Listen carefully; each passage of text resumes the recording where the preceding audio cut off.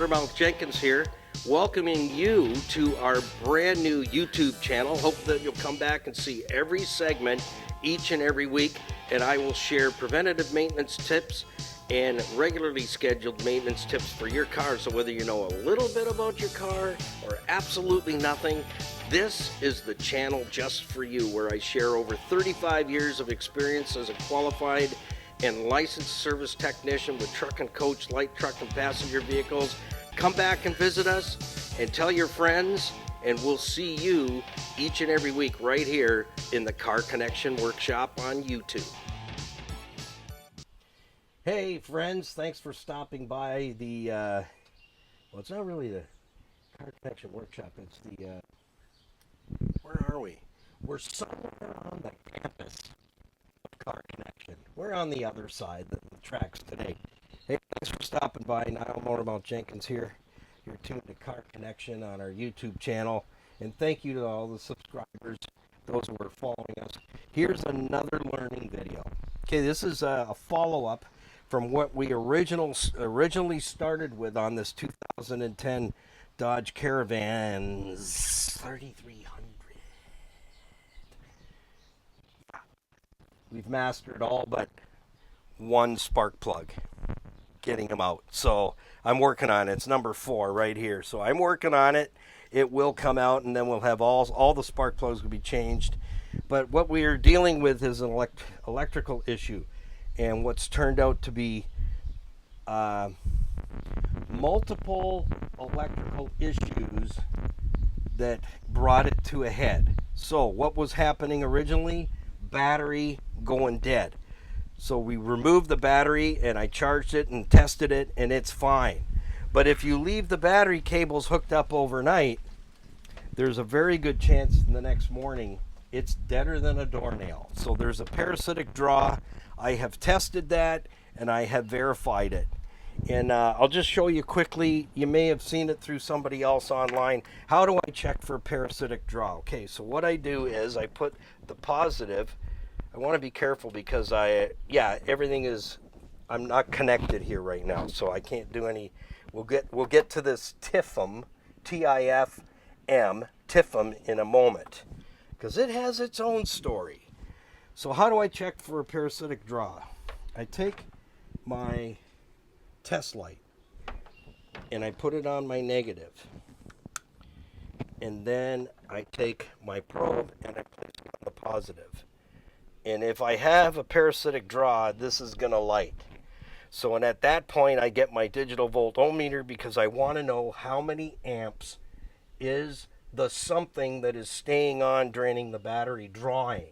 So what that will tell me is it if it's a 30 amp draw, 15 amp draw, or 25 amp draw, then I'm going to go into, they call this the TIFM, and I'll explain that in a minute.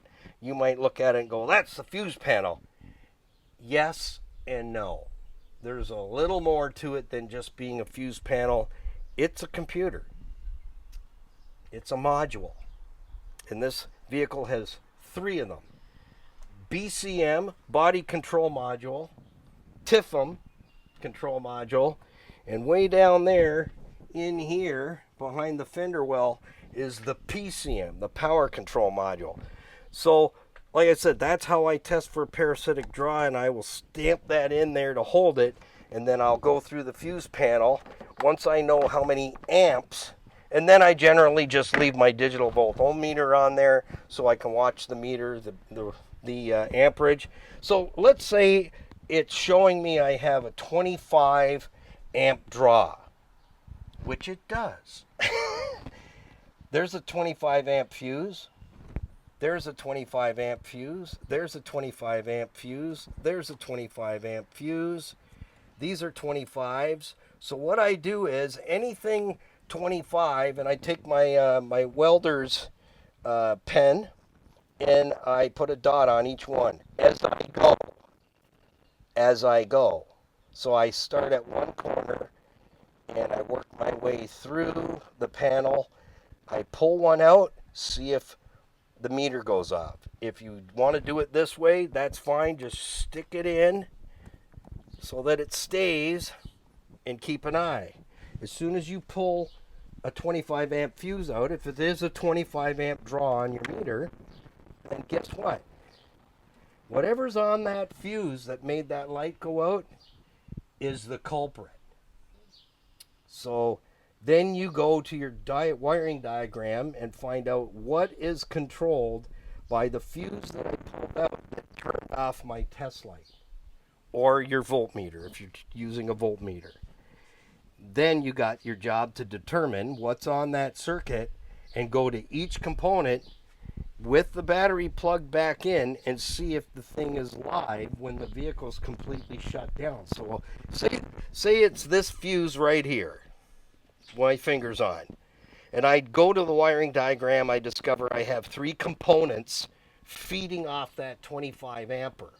I'm going to disconnect each one of those components one at a time with the fuse back in, and sometimes this is where you need a Skippy to say, yell really loud when the light goes off, because you may be at the back of the van if it's got a rear heater. I don't know what's on that circuit. So as soon as you've disconnected one of the accessories running off that fuse and that light goes out, you just found the culprit. What is it? Where is it? How does it work? And where's it picking up its source?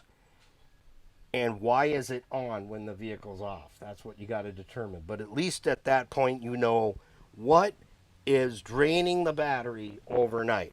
Okay, so I've already determined we have a parasitic draw. But we have other problems.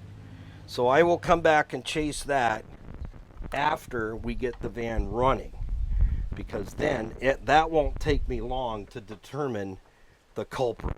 I've done it so many times, so that's an easy fix for me. So that's a shortcut on how you can do that. Use your voltmeter to determine how many amps is being drawn out of the battery overnight to kill it. Then you target those fuses. And if you get through the fuses and the light doesn't go out,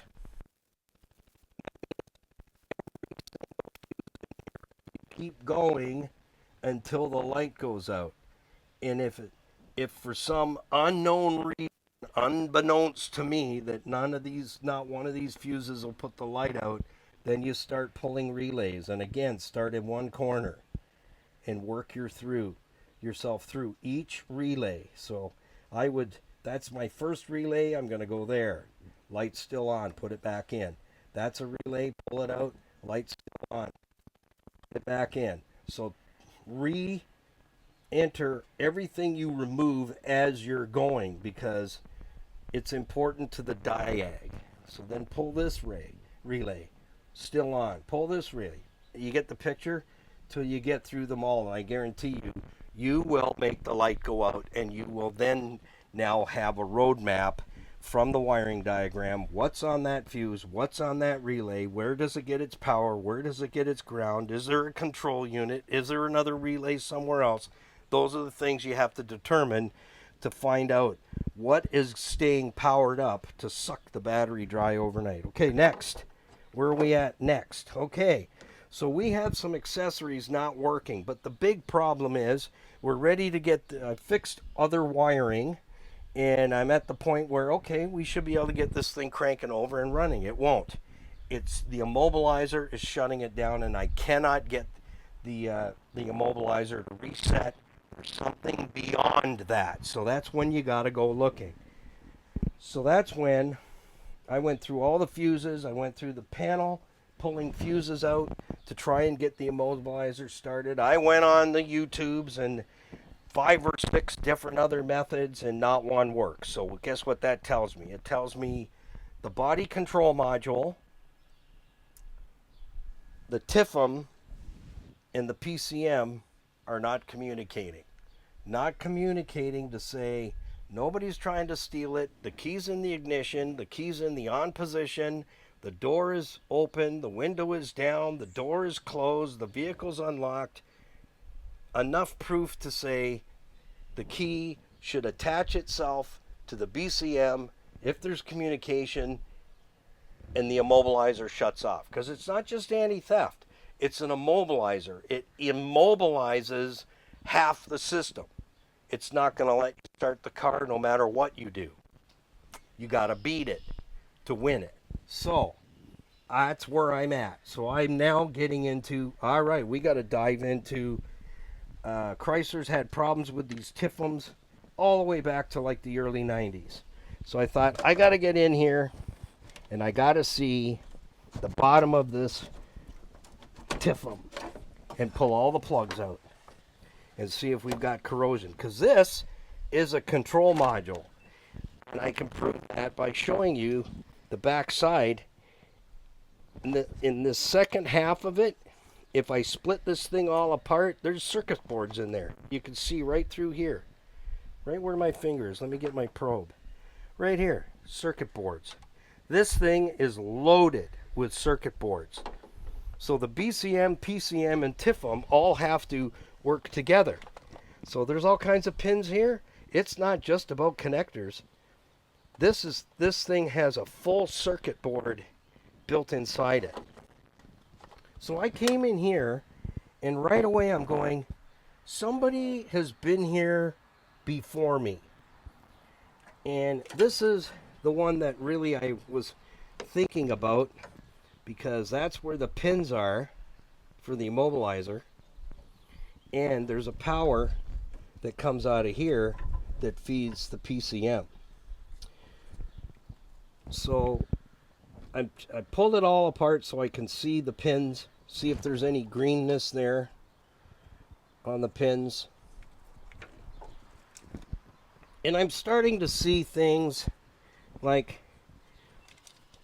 this cover's not all the way on. Somebody's broken it open. Clue. This one goes at the very end right here. And they broke, where is it now?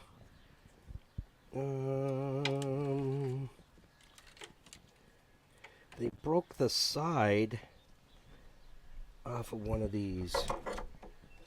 And that was my third clue. I gotta find it. It's in here, trust me.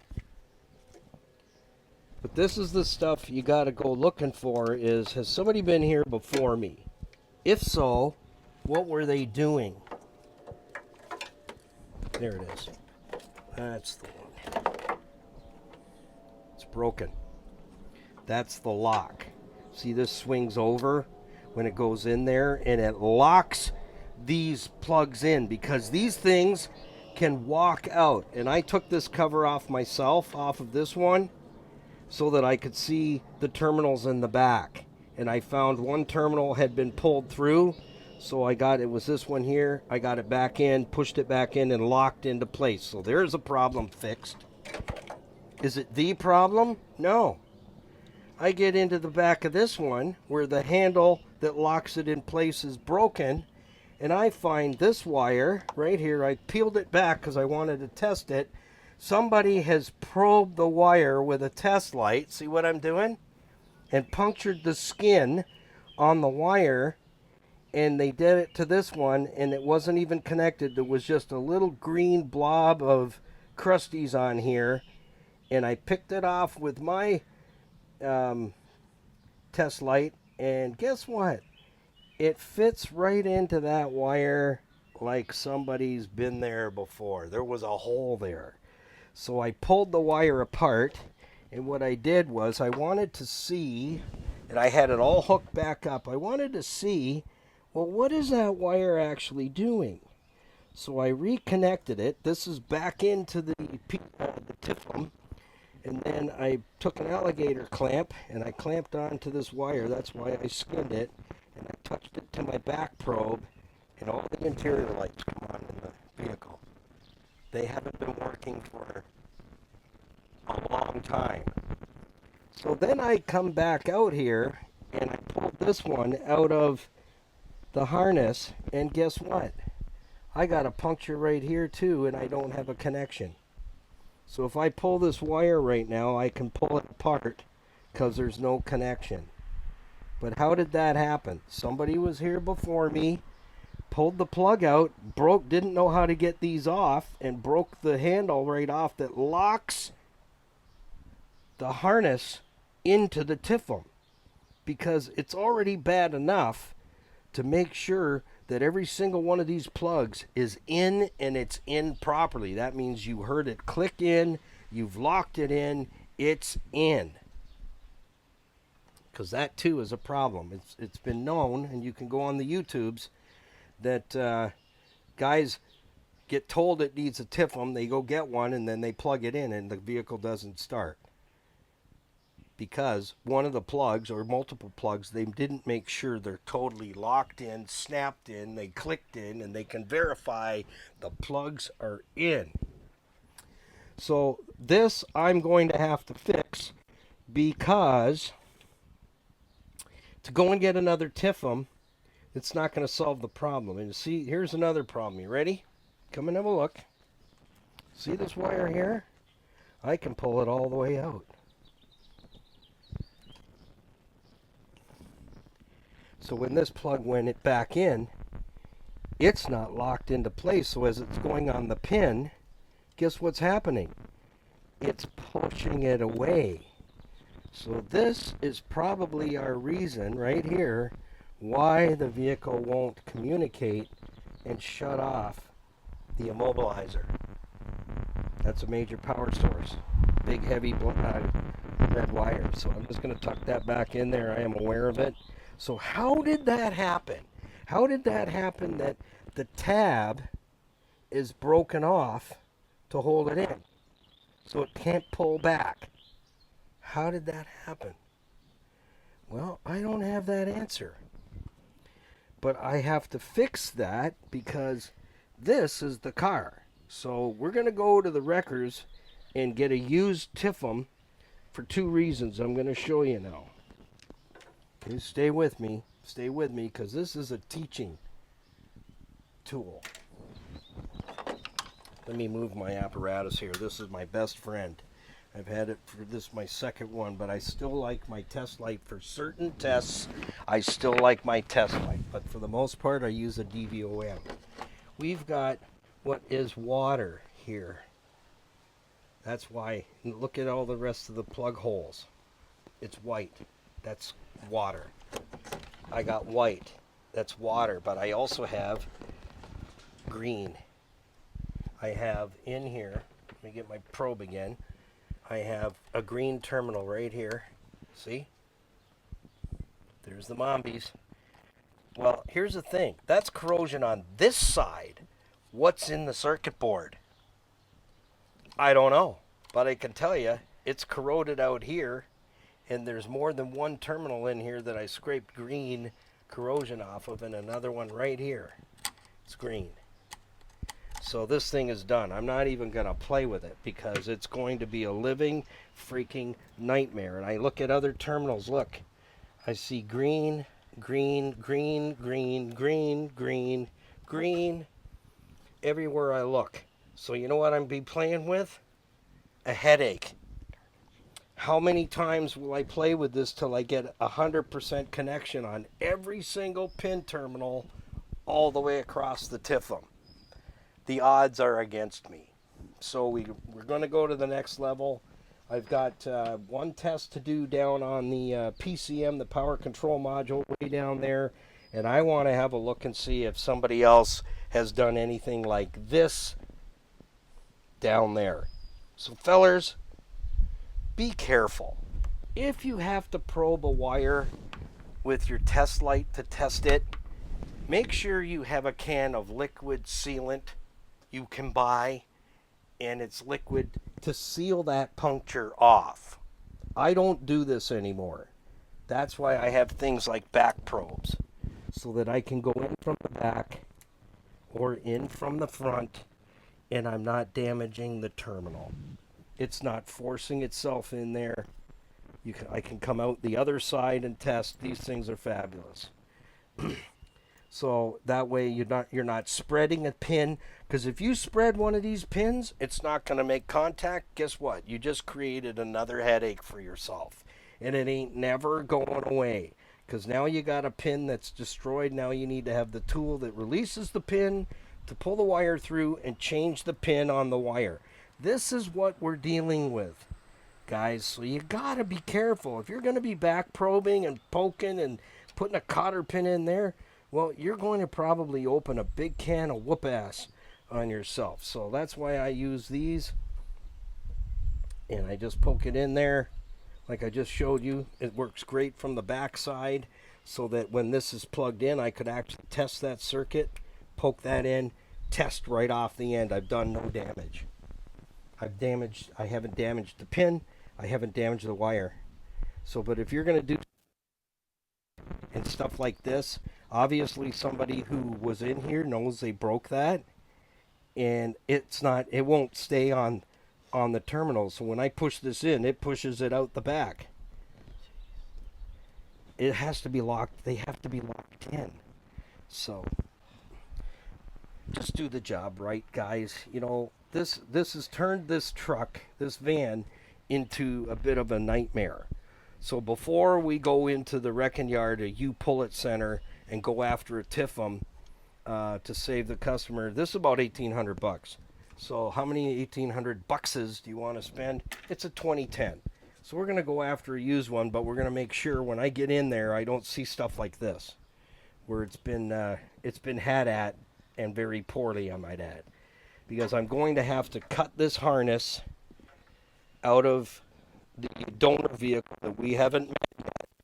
I'll cut it, and I will try and get the pins out so that I can at least get the wire, section wire out, and then I can take this whole terminal right out of the plug, cut the wire back, solder it, shrink tube it, and tape it, and repair this, because I don't want to cut all these wires, and I don't want to spend 2-3 hours taking each wire out one at a time. I mean, you could if you really wanted, if you felt like, you know, it was easier to do that than crochet some socks or something. But we'll make sure it's right when we're done. But I will cut this plug right out of the donor vehicle so that I've got what I need to fix this mess and put it back together. So that's where we are with it. And I'll tell you, they finagled with it quite a bit, because there's the piece that locks. If you flip it to the other side, you'll get a good idea how that works. So this comes up and latches and locks. That's what it does. And I could show you on one of these. So this plugs in, then you flip these over.